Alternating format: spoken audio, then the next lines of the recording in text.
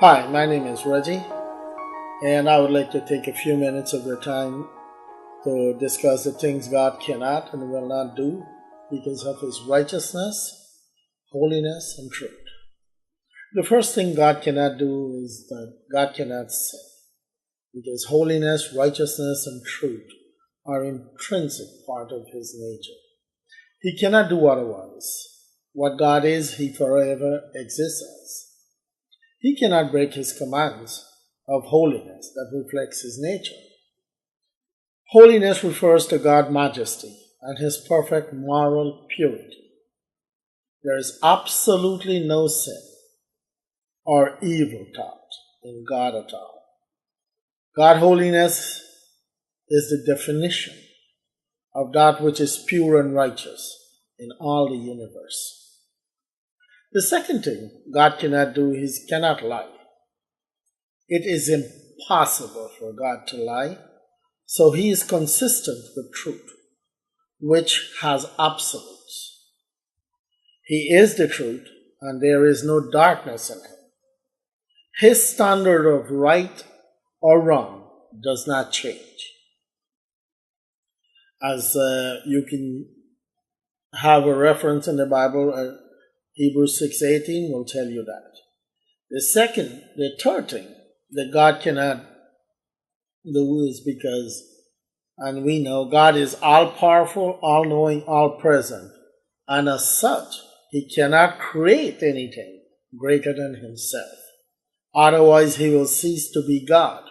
So God is supreme, sovereign ruler, creator of the heaven and earth.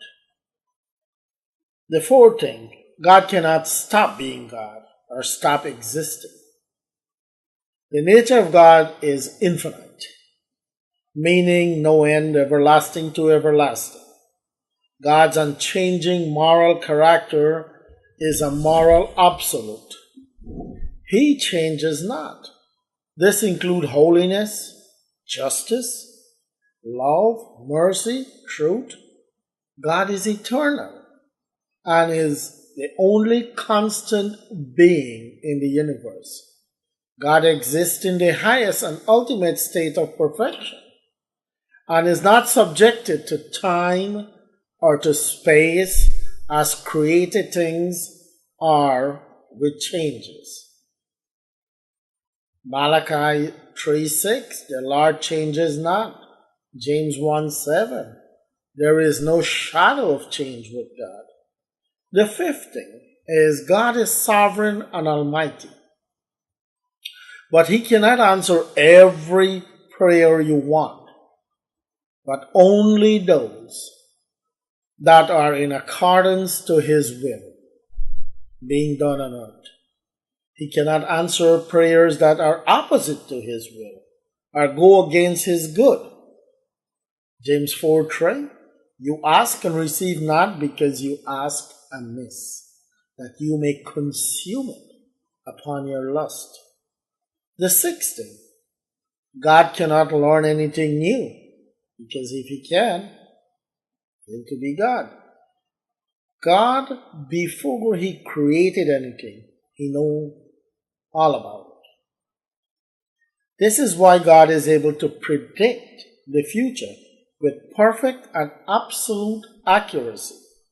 There is no progression of knowledge for God as there is with man. He knew the end before the beginning, before He even began to create. The seventh thing, God is always right. God is never wrong. When God does something, it is not right because God did it. It is right because it is right.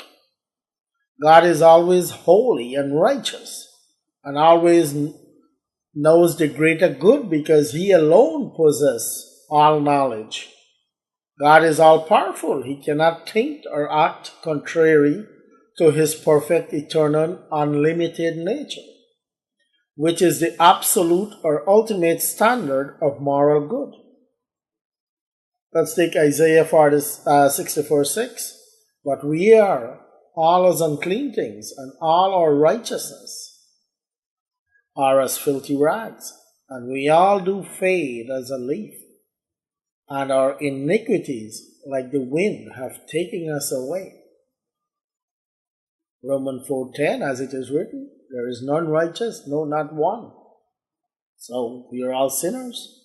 For Romans 4:23, for all have sinned and come short of the glory of God. Now, we have established who God is, and I'm sure you have a picture of it. What God will not do or cannot do, what God expects us not to do.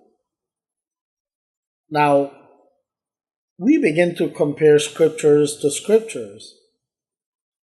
For all scriptures are given for doctrine, for reproof, for correction, for instruction in righteousness.